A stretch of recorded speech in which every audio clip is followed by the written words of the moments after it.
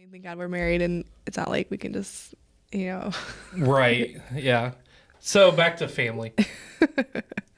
Um, so you're talking about all that, like the struggles, like looking back, what were some of the hardest things that you had to deal with, through the time of raising, not necessarily even just with having kids, but also raising kids, the struggles of Sunday morning. Like, what are some of the biggest things that challenge you?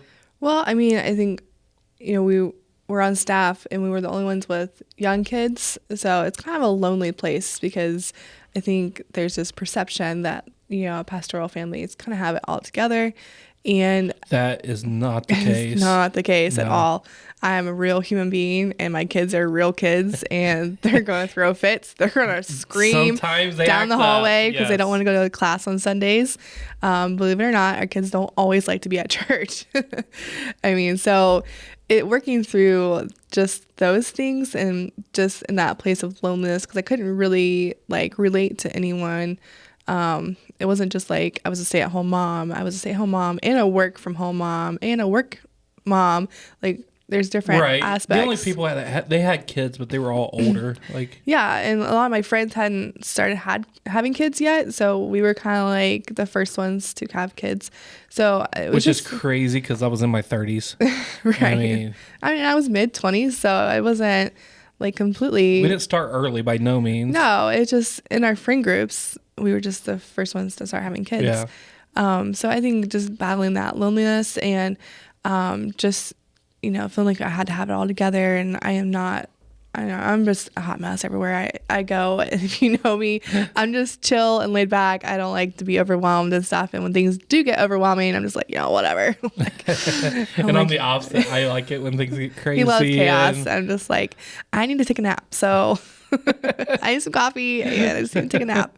And this, not so much a struggle, but just wanting to make sure that, my kids are developing their own relationship with God, and they're, working through their faith journey, and how can we better steward them as, because they're constantly immersed in just ministry and church. And I don't want to just they go to a Christian school. Like, I don't want to their just. Their parents are a good Christian family, right?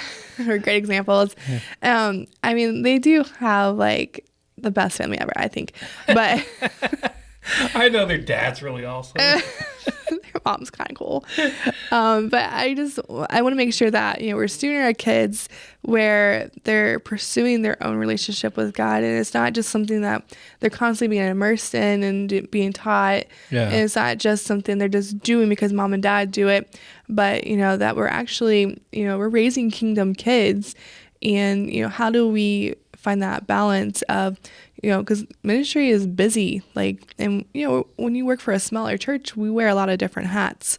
And so it's just, and some seasons are busier than others. Some seasons aren't so busy. But, when there's moments when we have a bazillion graphics to pump out for a youth camp, and you're trying to get videos together, we're working with teams of people, and they're over there like, Mom, can you go outside and can you jump on the trampoline with us? Jump on the trampoline? Can you fly a kite with us? And I'm like, hi, Mom just doesn't have time right now. And making sure that we just find a good balance. We don't want them to blame church for mom and dad being busy or right, not there. And I know me growing up, I grew up in a pastor's home, and my dad worked a full-time job when I was growing up and worked basically full-time in the church without getting paid. Yeah. And don't get me wrong, the church blessed him, and but there wasn't a full-time salary. Right. He does have one now. Yes, he does now, but that was long after I was out of the house and stuff.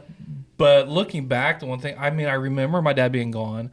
I remember the late nights of, him leaving the house at 10 or 11 o'clock to go to the hospital to see somebody. And, I was always asleep before he got home. And I remember those times, but looking back, what really sticks out to me is I don't ever remember a time where he wasn't at a ball game, where he didn't show up to watch me, be horrible at t-ball or, watch He was me. there for the important things. He was. He made an effort. So I never grew up blaming the church for taking my dad away because he was there when it mattered. And, when he made the time. I remember, I mean, you can't really probably get by with this now without getting in trouble.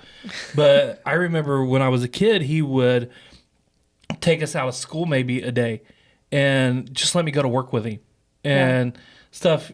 Yeah, I was at work with him, but I got to hang out with my dad and learn something. I remember him taking us when malls were a thing. He would, let us stay home from school, and he would take us, we'd go fishing that morning. And so he was very purposeful in, the time that he could spend meant something. Yeah. Like it was creating memories and stuff. And I've tried to carry that on as much as I can. Like with Judah, he calls it his perfect day. Perfect day. And so I mean, cute. all we do is go to like Bass Pro Shop or Cabela's. He just wants to see the fish in the Yeah, aquarium. and we'll go to Target, get him a little toy and a cake pop and stuff. Like it's not really that big of a deal, but for him, it's creating memories. And and my daughter, we'd go grocery shopping, but we'd always go out to breakfast before, and she still talks about that, about getting pancakes from, she called it Bob's, but Bob Evans and, and stuff. So, just being very mindful. And being intentional with the time that we're given and having healthy boundaries, I think is really important, because with ministry is a 24/7 hour job. Like you're constantly thinking about this person, you're thinking about this project, this upcoming event, you're thinking about all this stuff and then doing these things. I mean, I don't know how many times, I stay up late all the time to work on projects that I can't work on during the day with the kids, because I want to be intentional with spending that time with them when they're awake. And so as soon as they go to bed, it's just like work time for me. The staff gets emails from me at 3 a.m. all the time. And they're just like, what are you doing? But just having healthy boundaries and knowing those limits and, knowing when to shut off, not being closed off to where if there's an emergency with a family that, we're not available, but just that we're intentional with you the have your time to focus.